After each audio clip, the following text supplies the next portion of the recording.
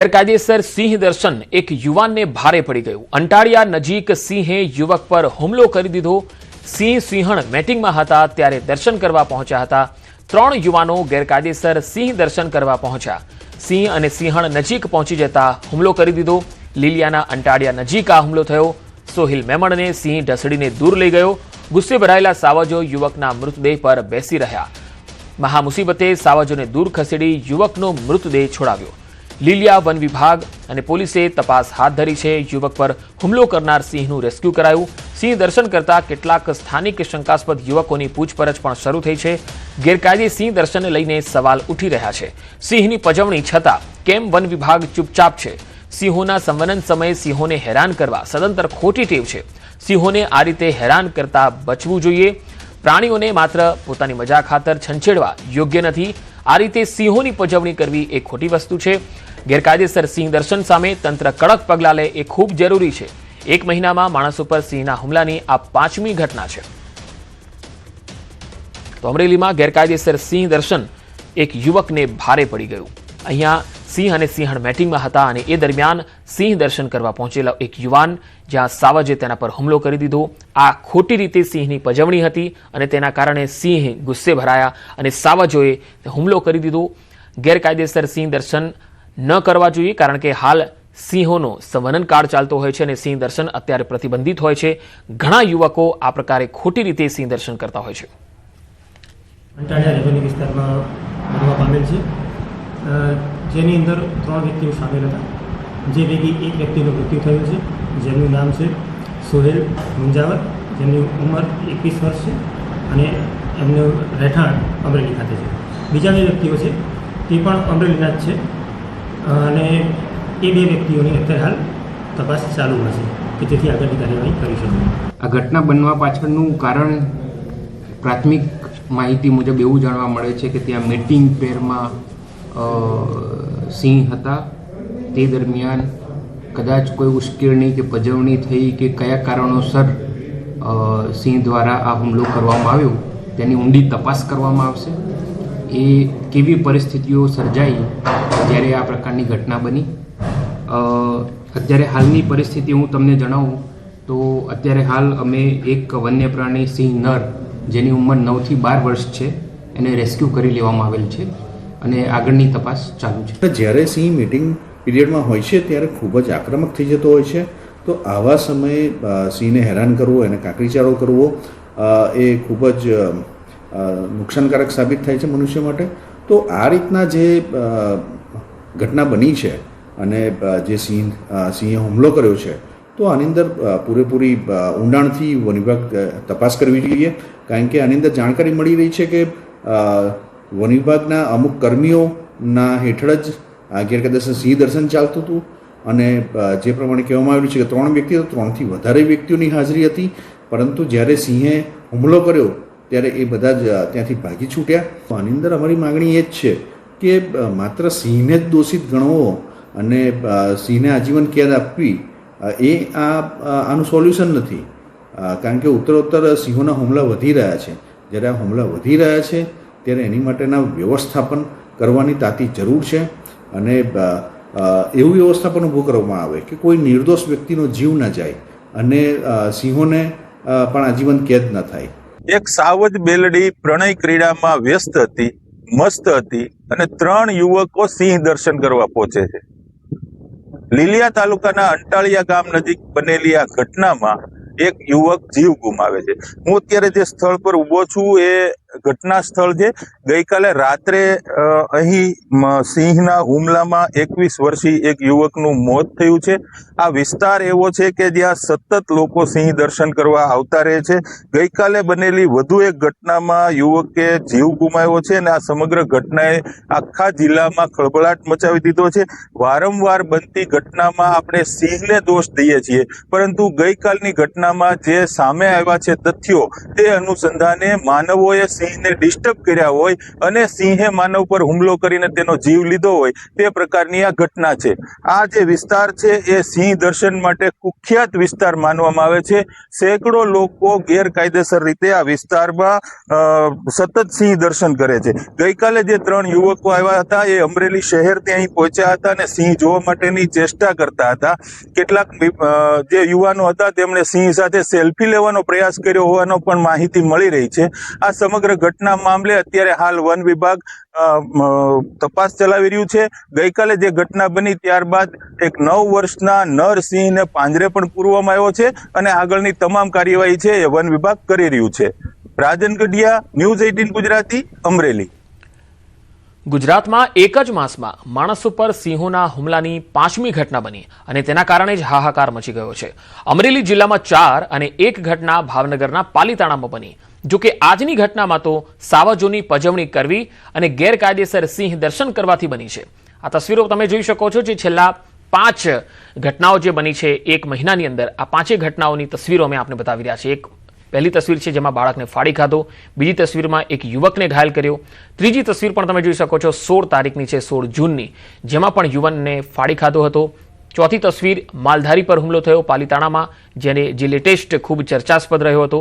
અને 5મી તસવીર છે જે હમણાં થઈ, જેમાં હુમલો કરી દીધો. હવે માણસ ઉપર સિંહ કેમ હુમલા કરી રહ્યા છે તેની જો વાત કરીએ તો સિંહને માણસ અને પ્રાણીનો ભેદ નથી. નાના બાળકો દોડાદોડ કરે તો તેનું નાનું પ્રાણી સમજી અને તે હુમલો કરી દેતો હોય છે. કોઈ વ્યક્તિ સિંહને છંછેડે છતાં તે મોટા ભાગના કિસ્સાઓમાં હુમલો નથી કરતો. સિંહને છંછેડ્યા બાદ ત્યાંથી ફરી કોઈ વ્યક્તિ પસાર થાય તો તે હુમલો કરી શકે છે. જો સિંહને પૂરતો ખોરાક ન મળે અને કોઈ માણસ તેને છંછેડે તો તે હુમલો કરી શકે છે. સિંહ વૃદ્ધ થાય, પોતે શિકાર કરવા સમર્થ ન હોય ત્યારે તે સરળ શિકાર શોધે છે. ખોપડીના હાડકાં મજબૂત હોય એટલે સિંહ નથી ખાતા. સિંહો માલઢોરના મોઢાને અને માથાને પણ ખાવાનું છોડી દે છે. જો સિંહમાં માનવબક્ષીના લક્ષણ દેખાય તો તેનું ઓબ્ઝર્વેશન જરૂરી હોય છે. આપણે એની વસ્તીને સાચવીએ છીએ, વસ્તી વધે એવું સાચવીએ છીએ, પણ એને મિટિગેટ નથી કરી શકતા. એના બહુ બધા કારણો છે. કારણ કે ત્યાં આગળ જે વિકાસ હવે થઈ રહ્યો છે, ગીર ઉપર પ્રેશર આવી રહ્યું છે એના આવાસને લઈને, એના જે બીજા ડેવલપમેન્ટના કામો છે, ટુરિઝમ છે, ઇલીગલ ટુરિઝમ છે, મંદિરોના પ્રશ્નો છે, રેલવેના પ્રશ્નો છે, ખાણ ખનીજના પ્રોબ્લેમ છે. તો આ બધા પ્રોબ્લેમ્સ જો આપણે એને મિટિગેટ નહીં કરીએ તો સિંહો છંછેડાવાના છે અને બહાર આવીને હુમલા કરશે. સૌથી વધારે અગત્યની વસ્તુ છે કે આપણે જેમ જેમ સિંહને પોપ્યુલેશન વધ્યું એમ ગીરની કેરિંગ કેપેસિટી જો જોવા જઈએ તો 1412 સ્ક્વેર કિલોમીટરનું જે ગીર અભયારણ્ય છે એની અંદર માંડ 300 જેટલા સિંહ માહે એવા છે. તો બાકીના જે સિંહો બહાર જશે, જે ગીરની પેરાફરી, ગીર સેન્ચુરીની પેરાફરીથી 100 કિલોમીટર રેડિયસમાં એ લોકો ફરી રહ્યા છે અને એ લોકો સીધા જ માણસના સંઘર્ષમાં આવવાના છે. મોરારી બાપુની રામકથામાં સિંહણની ઘટનાનો ઉલ્લેખ થયો. ગરાજિયાની સિંહણની ઘટનાનો ઉલ્લેખ થયો. ભાવનગરના યુવાનની હિંમતને બાપુએ બિરદાવી હતી. ધીરજથી માલધારીએ બચાવ્યો પોતાનો જીવ. 30 મિનિટ સુધી સિંહણ સામે બાજી રમાઈ. શ્રી કૃષ્ણના કાલિયા દમનના પ્રસંગ સાથે સાંકળ્યું. સૌરાષ્ટ્રના શૌર્ય, સંસ્કૃતિ, અડગ મનોબળની પ્રશંસા પણ કરી. पालीताना में कथा કરીને આવ્યો, यहाँ तो सिंहो जो है ना साहब, पकड़ लिया एक मालधारी और वो लेटा है और शेर ने उसको आंटी मार दी. हाँ, मुझे वीडियो भी दिखाया.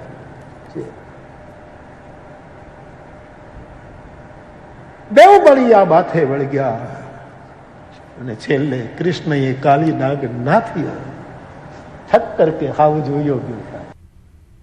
જૂનાગઢના ભવનાથ વિસ્તારમાં સિંહની લટાર. મોડી રાત્રે રસ્તા પર આવી ચડ્યો ડાલામથ્થો સિંહ. 5 નાકા પુલ નજીકથી જંગલ તરફ વળ્યો સિંહ. સિંહ રસ્તો શોધતો હોવાનો વિડીયો વાયરલ થયો. વન વિભાગે લોકોને સાવચેત રહેવા માટે અપીલ કરી છે. ભવનાથ વિસ્તારમાં સિંહની લટાર કેમેરામાં કેદ થઈ. રસ્તા પર ડાલામથ્થો સિંહ જોવા મળ્યો. વન વિભાગે લોકોને સાવચેત રહેવા માટે અપીલ કરી છે. જૂનાગઢ અને અમરેલી આ બંને વિસ્તારો એવા છે કે જ્યાં સિંહોનો વસવાટ સૌથી વધારે હોય છે અને ભવનાથ વિસ્તારમાં આ પહેલા પણ સિંહો રસ્તા પર જોવા મળ્યા છે અને વધુ એક વખત ભવનાથના રસ્તા પર આ ડાલામથ્થો સિંહ આવી ચડ્યો, જેથી વન વિભાગે લોકોને સાવચેત રહેવા માટે અપીલ કરી છે. સિંહ રસ્તો શોધતો હોવાનો આ વિડીયો છે જે વાયરલ થઈ રહ્યો છે. જૂનાગઢના વંથલીના ગ્રામ્ય વિસ્તારમાં દિવસ દરમિયાન સિંહણના આંટાફેરા જોવા મળ્યા. સુખપુર વાડી નજીક સિંહણ દેખાતા લોકોમાં ભય બેસી ગયો. શિકારની શોધમાં વાડી વિસ્તારમાં સિંહણ આવી ચડી. વન વિભાગને જાણ કરાતા ટીમ દોડી આવી લોકોને સાવચેત રહેવા માટે અપીલ કરવામાં આવી. તો સુખપુરની વાડી નજીક આ સિંહણ જોવા મળી, જેથી લોકોમાં ભય બેસી ગયો. વંથલીના ગ્રામ્ય વિસ્તારોમાં સિંહણના આંટાફેરા જોવા મળ્યા, જેથી લોકો ઘરની બહાર નીકળતા પણ ડર અનુભવી રહ્યા છે. દ્વારકામાં ફરી આખલાઓનું યુદ્ધ જોવા મળ્યું. બે આખલાઓ વચ્ચે યુદ્ધ જામ્યું. રેલવે સ્ટેશન રોડનો વિડીયો સામે આવ્યો. પાર્ક કરેલી રિક્ષા આખલાઓની અડફેટે આવી. રિક્ષાને ભારે નુકસાન થયું છે. સદનસીબે જાનહાનિ ટળી છે.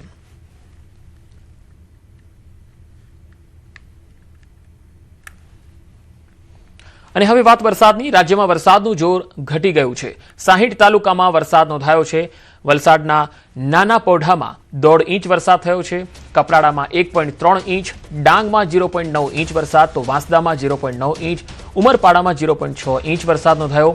ખેરગામ અને ધરમપુરમાં 0.6 ઇંચ વરસાદ પડ્યો છે.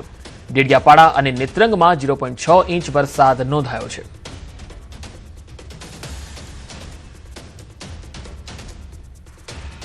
તો 10 દિવસ બગડાટી બાદ વરસાદનો હવે વિરામ જોવા મળ્યો. સૌરાષ્ટ્ર દક્ષિણમાં ધમાકેદાર બેટિંગ અને હવે મેઘરાજાએ ખમૈયા કરી છે, જેથી રાહત અનુભવાઈ છે. એક અઠવાડિયા સુધી વરસાદની આગાહી નથી. હજુ 67% તાલુકા તરસી રહ્યા છે વરસાદ માટે. જુલાઈમાં વરસાદે 20 વર્ષનો રેકોર્ડ તોડ્યો. રાજ્યમાં જુલાઈમાં સરેરાશ 8 ઇંચ વરસાદ થયો. રાજ્યના 13 જિલ્લામાં 26 થી 50% વરસાદ નોંધાયો છે, તો 21 જિલ્લામાં હજુ 25%થી ઓછો વરસાદ છે. જૂનાગઢના માંગરોળમાં 105.33% વરસાદ થયો છે. નવસારી જિલ્લામાં 42.30% વરસાદ થયો, તો જૂનાગઢ જિલ્લામાં 43.4% વરસાદ થયો છે.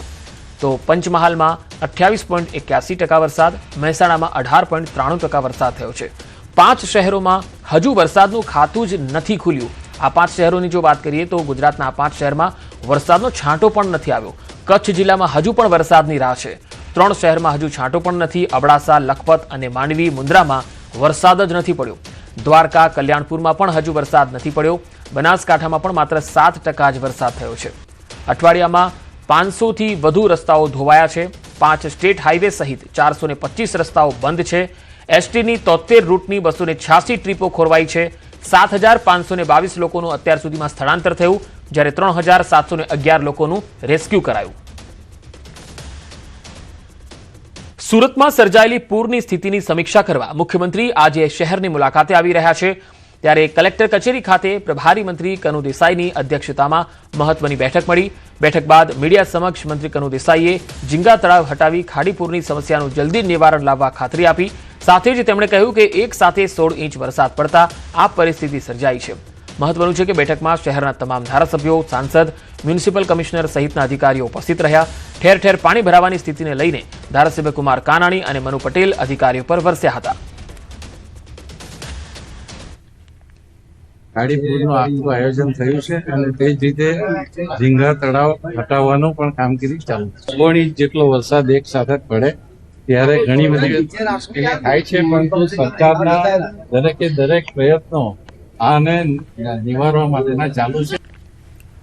વડોદરામાં માતા પિતા માટે લાલબત્તી સમાન કિસ્સો. અંધશ્રદ્ધાવાળું માતા પિતાએ હાથ વટાવી. દીકરીનો સ્વભાવ ચીડિયો થઈ ગયો અને તાંત્રિકનો સહારો લેતા જોવા મળ્યા. માતા પિતાની એક ભૂલને કારણે દીકરીની આબરૂ લૂંટાઈ. મન શાંત કરવાની વિધિના બહાને તાંત્રિકે દુષ્કર્મ આચર્યું. સગીરાના ઘરમાં જ વિધિના બહાને 2 વખત દુષ્કર્મ આચર્યું. બીજી વાર વિધિ કરવા માટે વૃદ્ધ આવતા વિડીયો ઉતાર્યો. પૂજારીને એના મમ્મી પપ્પાએ જ કીધું હતું કે તમે અમારા ઘરે આવીને દીકરીની પૂજા કરો તો કોઈક એવી વિધિ કરી દો. તો આ પૂજારી દીકરીના કહેવા પ્રમાણે 2 વખત આવેલા છે અને પહેલી વખત આવ્યા એટલે આ દીકરી ગભરાઈ ગઈ હતી ને એમ લાગ્યું કે જો મમ્મી પપ્પાને કહીશ તો પછી મમ્મી પપ્પા મને મારશે, કારણ કે પૂજારી પણ એને ધમકી આપતો હતો.